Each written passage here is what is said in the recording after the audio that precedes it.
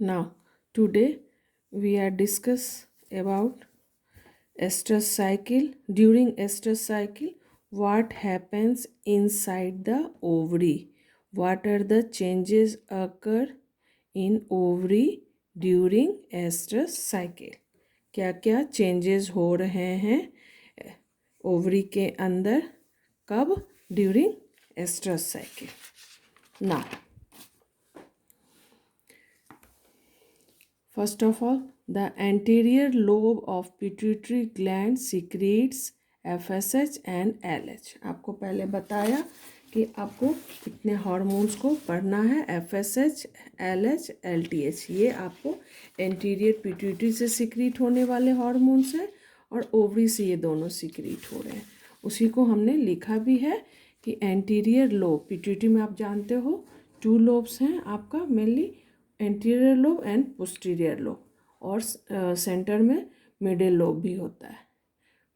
तो anterior lobe of pituitary gland secrets FSH and LH. Now FSH initiate growth and maturation of ovarian follicle during proestrus phase. FSH क्या कर रहा है? Growth कर रहा है और उसको मैच्योर कर रहा है। किसको? ओवरी के अंदर जो फॉलिकल्स हैं उनको मैच्योर कर रहा है। टाइमिंग क्या है? किस फेज में? प्रोएस्ट्रस फेज में। एस्ट्र अब आइए पहले इसको डिटेल में फिगर को आपको समझना होगा। ऐसे देखिए, ये आप इधर से आप पूरा ये फुल पेज डायग्राम है, आपको ये फुल पेज डायग्राम बनाना होगा आप, ठीक है। अब यहाँ से देखिए, ये ऊपर है आपका पिट्यूटरी, ठीक है। पिट्यूटरी में ये anterior lobe and this one is posterior lobe. Now from the anterior lobe secrets FSH. FSH छूट गया है।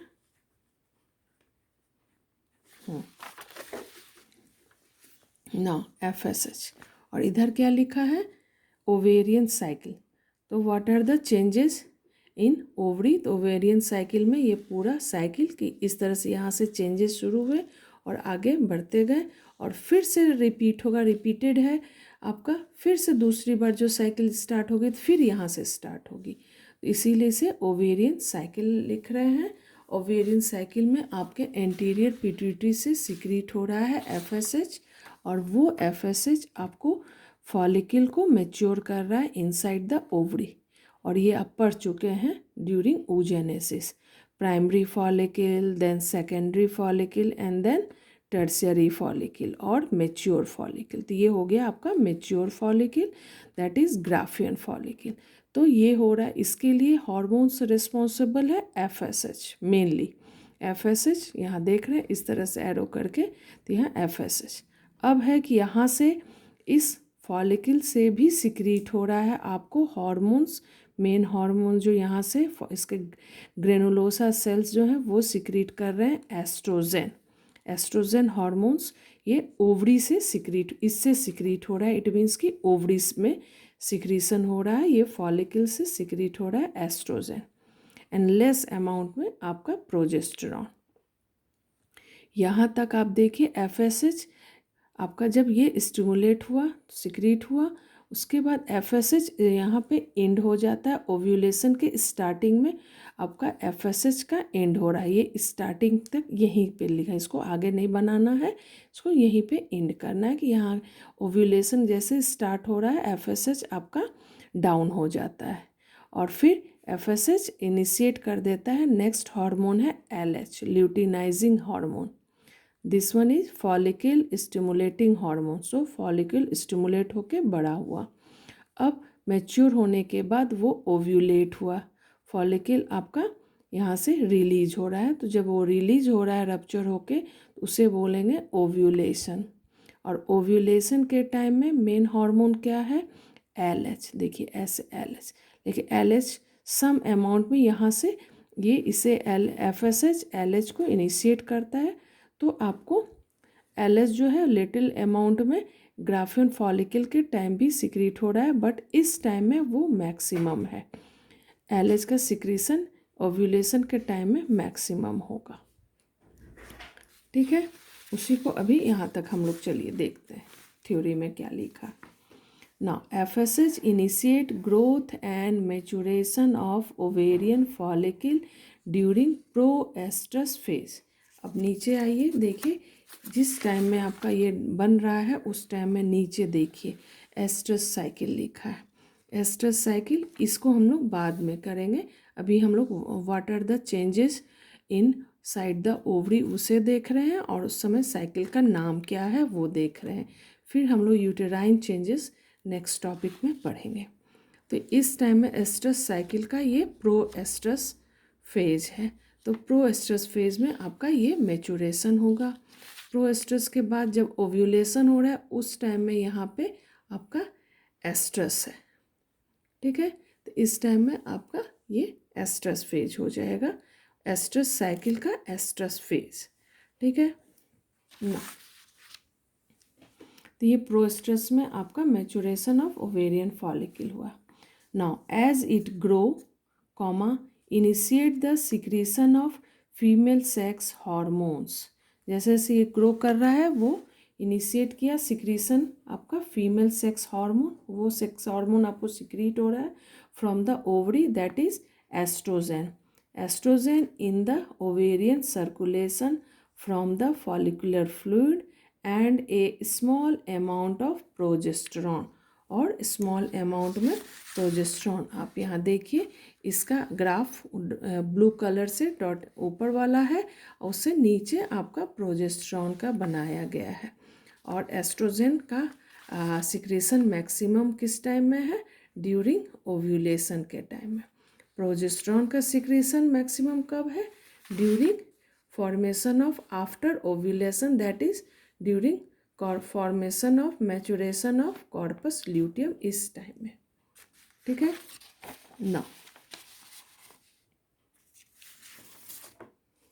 Now the increasing concentration of estrogen comma suppress the secretion of FSS. जैसे जैसे आपका एस्ट्रोजन का सिक्रीशन बढ़ेगा वो एफएसएस को डाउन करेगा। ठीक है, and release of more LH and promote the onset of estrus phase, और वो आपको एलएच को प्रमोट करेगा, एफएसएस का कम हो जाना। जैसे ही एस्ट्रोजन का सिक्रीशन आपका यहाँ पे एस्ट्रोजन का सिक्रीशन आपका बढ़ रहा है तो वो आपका एफएसएच को डाउन करेगा और एलएच को प्रमोट करेगा, और एलएच का प्रमोट होना एस्ट्रस फेज का स्टार्ट होना। So, the increasing concentration of estrogen suppress the secretion of FSH and release of more LH and promote the onset of estrus phase. Estrus phase आपका start हो गया यहाँ ये वाला। ठीक ना, एस्ट्रस फेज में अब क्या होगा? आपका ओव्यूलेशन होगा। ऊपर आप देख रहे हैं ओव्यूलेशन, ये ऊपर आपका ये ओव्यूलेशन है। Now when LH reaches A high concentration in the blood it causes the rupture of the follicle freeing the ovum. Ovum को फ्री किया, अब वो हो गया आपका ओव्यूलेशन कहलाया। जैसे रप्चर हुआ फॉलिकल तो वो आपका ovulation. And at the same time releasing A maximum amount of oestrogen, उस टाइम में आपका एस्ट्रोजन आपका मैक्सिमम होगा। ये आपने देखा यहाँ पे ये पीक पे जा रहा है। एस्ट्रोजन कब मैक्सिमम होता है? During ovulation. At the same time releasing A maximum amount of oestrogen comma which insights maximal sexual activity. अब इस टाइम में अब क्या है कि जैसे ही ये ओव्यूलेशन होगा तो ये एस्ट्रोजन जो है वो एनिमल को एक्साइट करेगा कि वो मैटिंग के लिए वो आगे अपने मैटिंग के लिए वो प्रमोट करेगा। वो सेक्सुअल एक्टिविटी जो हार्मोनली जो आपने पहले देखा कि बिहेवियर में उसके आता है, तो वो सेक्सुअल एक्ट जो है उस टाइम में मैक्सिमम होगा। और इस आफ्टर ओव्यूलेशन ही आपकी मैटिंग होगी। तो ये बिहेवियर भी अंदर से भी वो बिहेवियरल वो ये एक्ट अब वो करने के लिए वो प्रिपेयर है आपका मैटिंग। सो मैक्सिमल सेक्सुअल एक्टिविटी जो हमने पहले लिखा कि हीट होते हैं, तो इसी टाइम में हीट होने के लिए आपका एस्ट्रोजन का सिक्रीशन का मैक्सिमम होना और पिट्यूटरी से आपका एलएच का मैक्सिमम होना, दोनों जब मैक्सिमम होता है तो उस टाइम में जो एनिमल जो है वो हीट होगा, सेक्स अर्ज जो है वो मैक्सिमम होगा और पीक पे होगा। ना नेक्स्ट ओव्यूलेशन। अब ओव्यूलेशन के बारे में पढ़ेंगे। Ovulation is a cyclically repeated event at regular intervals, exceptions when female is pregnant. Exceptions हो गए कि अगर फीमेल जब प्रेग्नेंट होंगी तो उस टाइम में आपका ओव्यूलेशन नहीं होता है, अदरवाइज ओव्यूलेशन साइक्लिकली रिपीटेड होता है। अब ये साइकिल जो है आपका रिपीटेड ये सारे एनिमल में वेरी करेगा कि किसमें कितने कितने दिनों पे ये ओव्यूलेशन रिपीट कर रहा है। अगर हम लोग अपनी बात करेंगे तो 28 डेज़ में ये रिपीट हो रहा है, लेकिन सबके अलग अलग वो टाइमिंग होगी। Now in human female ovulation can occur at any time in the estrus cycle. वो उसके लिए कोई टाइमिंग नहीं है हम लोगों में, और वो उसका एनी टाइम किसी भी टाइम एस्ट्रस साइकिल में वो ओव्यूलेशन होता है। This is spontaneous ovulation. जब उसकी टाइमिंग नहीं है तो इस तरह के ओव्यूलेशन को स्पॉन्टेनियस ओव्यूलेशन बोलेंगे। दूसरे टाइप का ओव्यूलेशन है इंड्यूस्ड ओव्यूलेशन। इंड्यूस्ड वर्ड का मीनिंग ही आ रहा है कि उसे कोई स्टिमुलेट कर रहा है। जब स्टिमुलेट करके by pressure hook and crook जब ओव्यूलेशन कराया गया तो उसे इंड्यूस कहेंगे। तो यहाँ पे कौन सा प्रेशर है, यहाँ स्टिमुलस है कि उसे स्टिमुलेट किया गया तब जाके वो ओव्यूलेट होता है। So in some mammals example है rabbit, cat and the mink, ovulation take place only after nervous stimulus. Nervous मतलब नर्वस उसको स्टिमुलेट की करेंगे, derive from the act of copulation. जब मैटिंग होगी कॉपुलेशन होगा, मैटिंग के बाद आपका यहाँ से वेजाइना से आपका वो स्टिमुलेट कर देगा आपको ब्रेन को, और ब्रेन से आपका नर्वस सिस्टम वो एक्टिवेट करेगा, तो आपका वहाँ से एलएच का सिक्रीशन होगा और इधर एस्ट्रोजन का सिक्रीशन होगा, जिससे आपका वो ओव्यूलेशन होगा। और उस तरह के ओव्यूलेशन को इंड्यूस्ड ओव्यूलेशन बोलते हैं। ये रैबिट वगैरह में, कैट वगैरह में होता है इस तरह का कि एक्ट ऑफ कॉपुलेशन, क्योंकि ये जो कॉपुलेशन है मैटिंग जो है वो ऐसे नहीं होगा। ये मैटिंग जो है आपका पर्टिकुलर वो सीज़न है, ब्रीडिंग सीज़न, उस टाइम में होगा, और उस समय में जैसे कॉपुलेशन होगा तो वो नर्वस सिस्टम को स्टिमुलेट करता है। जब नर्वस सिस्टम स्टिमुलेट होगा तो वहाँ से आपका एलएच का सिक्रीशन होगा। एलएच का सिक्रीशन आपका ओव्यूलेशन को प्रमोट करेगा ना। अब ओव्यूलेशन के आगे देखिए, ठीक है, फुल पेज डायग्राम। अब आगे आइए, आफ्टर ओव्यूलेशन, अगर ओव्यूलेशन हो गया तब यहाँ से आपके ये जो आपके रेस्ट जो यहाँ ये तो बाहर आ गया आपका, ये चला जाएगा ओविडक्ट में ओवम, और ये जो रेस्ट आपका ग्रेनुलोसा सेल्स हैं ये ओवरी के अंदर रह जाएंगे। ठीक है, ये जो है आपका बनाएगा कॉर्पस ल्यूटियम। ये बना रहा है मैचुरेशन ऑफ कॉर्पस ल्यूटियम। ये कॉर्पस ल्यूटियम का फॉर्मेशन होगा जिसमें ल्यूटीन सेल्स, ब्लड वेसल्स, ये सब आपके येलो पिगमेंटेड सेल्स वगैरह रहेंगे। तो वो है कॉर्पस ल्यूटियम का फॉर्मेशन जस्ट आफ्टर ओव्यूलेशन।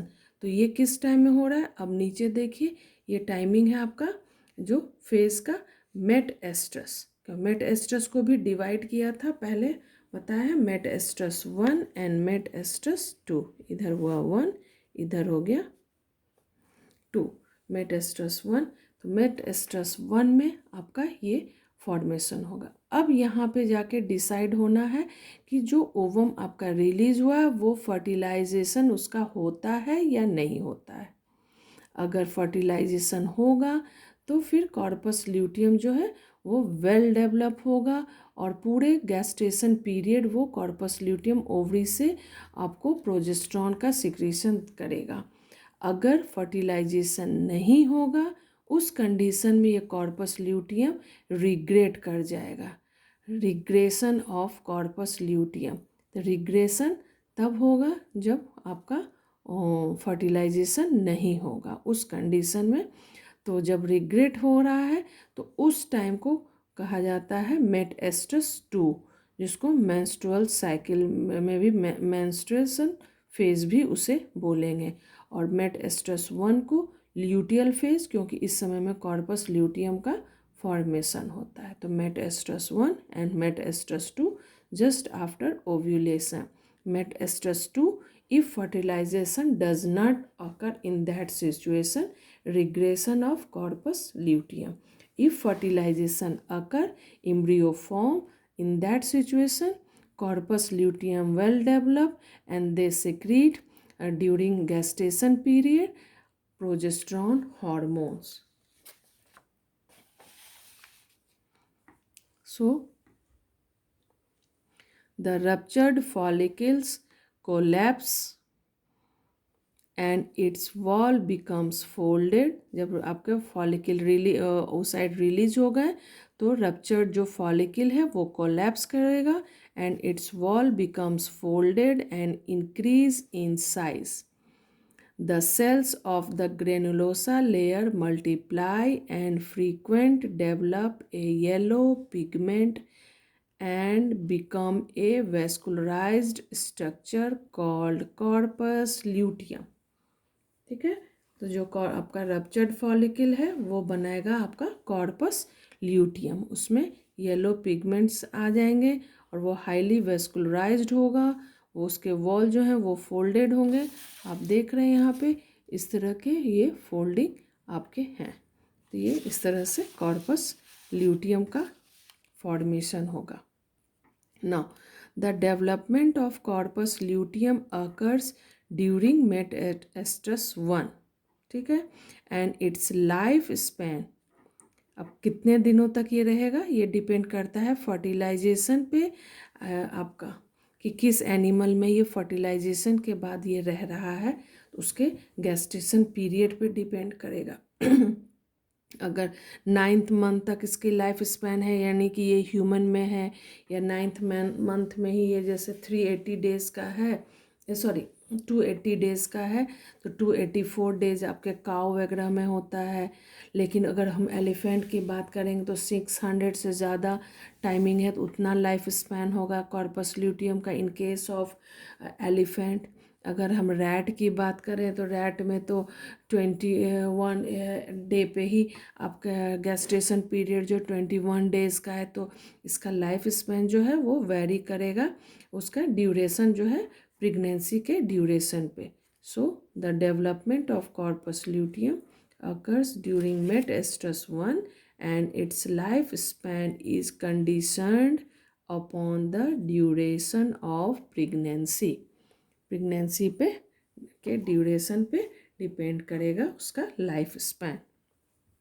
ना इफ फर्टिलाइजेशन अकर, अगर फर्टिलाइजेशन होता है तो प्रेगनेंसी होगी, तो pregnancy occur in that situation the corpus luteum becomes highly vascular and folded, वो और भी वेस्कुलर हो जाएगा, ब्लड वेसल्स वगैरह उसमें पूरा फॉर्म करेंगे, फोल्डेड होंगे, and then it persist throughout the duration of pregnancy, और पूरे प्रेगनेंसी के टाइम में तक ये आपका ये परसिस्ट करेगा, वहाँ रहेगा और वहाँ से हार्मोन्स रिलीज़ करेगा। जैसे प्रेगनेंसी कंप्लीट हो जाएगी उसके बाद वो डिजेनरेट कर जाएगा।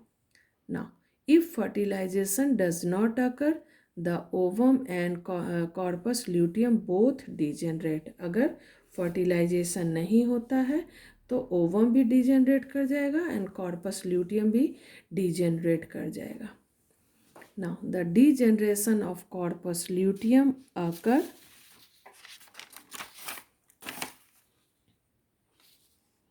During metestrus 2।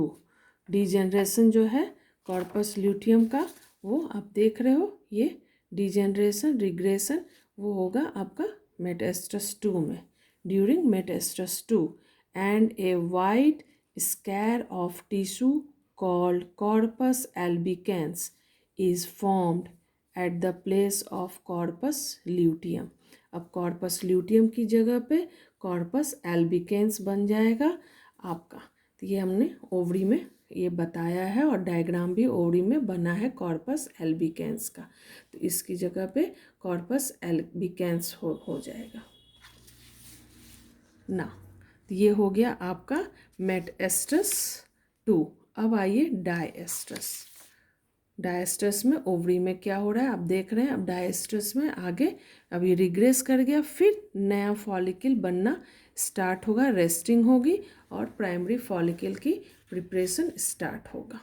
So the diestrus phase represents inactivity of ovary during which oogonia and ovarian cells remain quiescent until a new cycle of maturation is inaugurated in proestrus।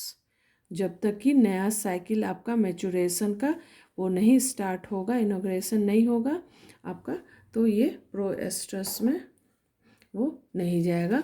तो इसलिए आपका डायस्ट्रस में जो है को रिप्रेजेंट कर रहा है इनएक्टिविटी, है ना, ऑफ ओवरी।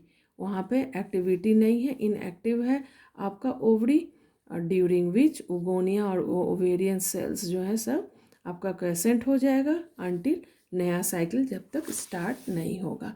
तो ये पूरा हो गया आपका what are the changes during estrus cycle inside the ovary.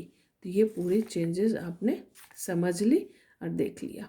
और यहाँ पे देखिए इसकी बात कर रहे थे, LH जो है मेनली यहाँ पे आपका सिक्रीशन है हाई, उसके बाद यहाँ पे भी कॉर्पस ल्यूटियम के भी जब स्टार्ट हुआ डेवलपमेंट वहाँ पे आके वो फिर वो इनिशिएट कर देगा। अगर ये वेल डेवलप हुआ, फर्टिलाइजेशन हुआ, तो ये LH इनिशिएट कर देगा LTH को। LTH हो गया आपका प्रोलैक्टिन, ल्यूटोट्रॉफिक हार्मोन्स। तो ये ल्यूटोट्रॉपिन हार्मोन्स जो है वो, या लैक्टोजेनिक हार्मोन्स भी बोलते हैं, प्रोलैक्टिन बोलते हैं वो, तो वो फिर मेमोरी ग्लैंड इन सब के डेवलपमेंट में आपका ये इसका पार्टिसिपेशन होगा LTH का। ये जो 3 हैं FSH, LH एंड LTH, ये आपके एंटीरियर पिट्यूटरी से सिक्रीट होंगे। और इस साइड आपके ये जो आपके हैं फॉलिकल्स, ये सिक्रीट करेंगे एस्ट्रोजन। और यहाँ तक आपका एस्ट्रोजन का अमाउंट धीरे धीरे बढ़ रहा है, यहाँ पे मैक्सिमम होगा। उसके बाद फिर जैसे ही आपका कॉर्पस ल्यूटियम बना तो एस्ट्रोजन का लेवल डाउन होगा और रिग्रेशन के टाइम में और कम हो जा रहा है। देखिए ऐसे ऐसे कम होके धीरे धीरे फिर से प्राइमरी फॉलिकल के टाइम में यहाँ पे नीचे बिल्कुल कम हो गया। दूसरा है आपका प्रोजेस्टेरॉन, वो आपका ये रेड कलर से है। प्रोजेस्टेरॉन का लेवल हाई होगा during formation of corpus luteum.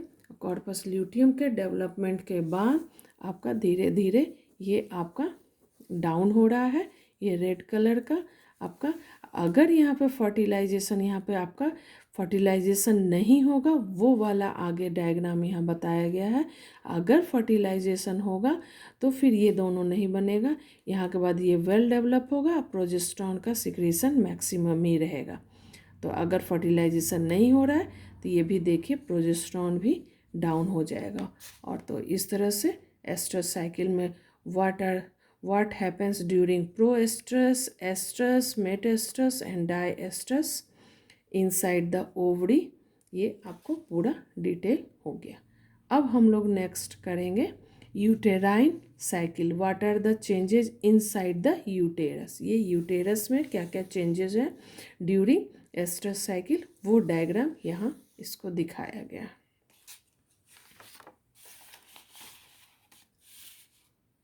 तो यह है दूसरा आपका यूटेराइन चेंजेस। तो एस्ट्रस साइकिल में आपका सेकंड आ गया uterine changes. Now during uterine changes, what happens during the estrous cycle? During the estrous cycle, the uterine endometrium undergoes profound morphological and physiological changes.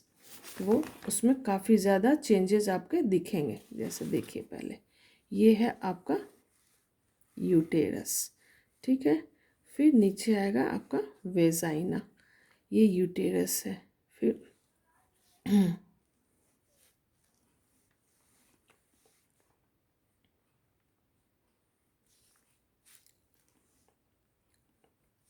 ये दोनों साइड ये oviduct, या इसको ओविडक्ट बोलेंगे या फैलोपियन ट्यूब बोलेंगे इन केस ऑफ ह्यूमन. ये uterus में, यूटेरस के आपके वॉल जो हैं वो मेडअप हैं आपका 3 लेयर्स का. तो सबसे ये 3 लेयर्स में सबसे जो आउटर मोस्ट लेयर है वो है इंडोमेट्रियम. 1 2 3, ठीक है. This one is inner most layer.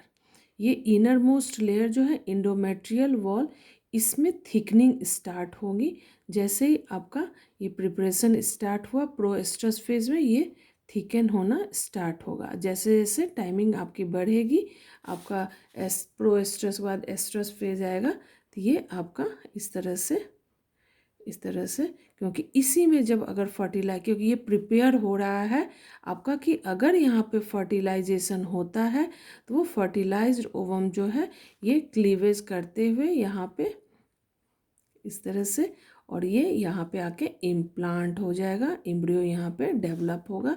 तो डेवलपमेंट के लिए पहले अपना प्रिपेयर करेगा अपने वॉल को कि वो, तो ये यही प्रिपरेशन आगे चल के अगर फर्टिलाइजेशन होता है तो यहाँ से कनेक्टेड हो जाएगा, ये बना देगा आपका प्लेसेंटा.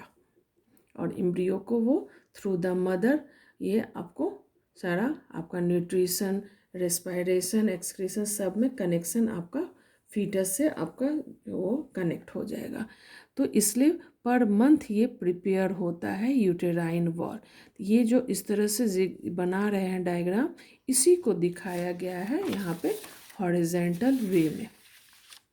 ये देखिए ऐसे ऐसे धीरे धीरे ही प्रिपेयर हुआ, यहाँ तक आपका प्रिपेयर होके ये आपका प्रिपरेशन, मैक्सिमम प्रिपरेशन जिस समय बताया कि कॉर्पस ल्यूटियम वो आपका ओव्यूलेशन के बाद कॉर्पस ल्यूटियम बनता है, उस समय में इसकी जो थिकनेस है वो सबसे मैक्सिमम होगी. अगर कॉर्पस ल्यूटियम के बाद अगर ये रिग्रेस हुआ तो यहाँ से ये ब्रेक होना ये स्टार्ट हो जाएगा, ये सब यहाँ से ब्रेक हो जाएगा. ठीक है, इसको ब्रेक बनाना चाहिए था, टूटा थोड़ा, यहाँ सबसे ब्रेक हो जाएगा सबसे. तो ये है आपका, यहाँ देखिए यहाँ लिखा ग्रोथ ऑफ इंडोमेट्रियम, जैसे जैसे ग्रोथ हो रहा है. और नीचे से दोनों ब्लैक एंड रेड कलर से एक आर्टरी है, एक वेन है, spiral artery. This one is vein blue colour से, and this one is artery. तो इस तरह से आर्टेरियल सिस्टम, क्योंकि पूरा ब्लड सप्लाई करेगा इस पूरे वॉल को, क्योंकि इसी में आके एम्ब्रियो का इम्प्लांट होना है.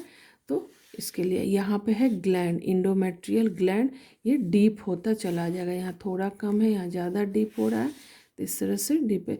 और यहाँ पे आके स्पाइरली बिल्कुल स्क्रू जो होता है उस तरह से बिल्कुल ये आपका कॉर्क में जैसे वो पूरा स्पाइरली वुंड इस तरह से एक दूसरे में बिल्कुल लिपट जाएगा. आर्टेरियल और वेनस, आर्टरी और वेन्स दोनों आपस में देखिए यहाँ पे दिख रहा है थोड़ा कि बिल्कुल एक दूसरे से मिक्स होके. और अगर यहाँ पे इम्प्लांट नहीं हुआ तो मेंस्ट्रुएशन, तो उसमें आपका ये सारे ब्रेक हो जाएंगे और सारे आपके ड्यूरिंग मेट एस्ट्रस 2 में ही ये ब्रेक होगा और वो फिर रिलीज हो जाएगा. और फिर से नेक्स्ट मंथ के लिए फिर से यहाँ पर डायस्ट्रस में ये फिर से प्रिपरेशन स्टार्ट हो जाएगा. तो ये पूरा, और इसको govern by hormones estrogen, progesterone. यहाँ पे या ओवरी में जो हार्मोन्स है वो इसे पूरा इसको रेगुलेट करेंगे. दोनों मॉर्फोलॉजिकल एंड फिजियोलॉजिकल चेंजेस काफ़ी ज़्यादा होगा इन यूटेरस के इंडोमेट्रियम में। नाउ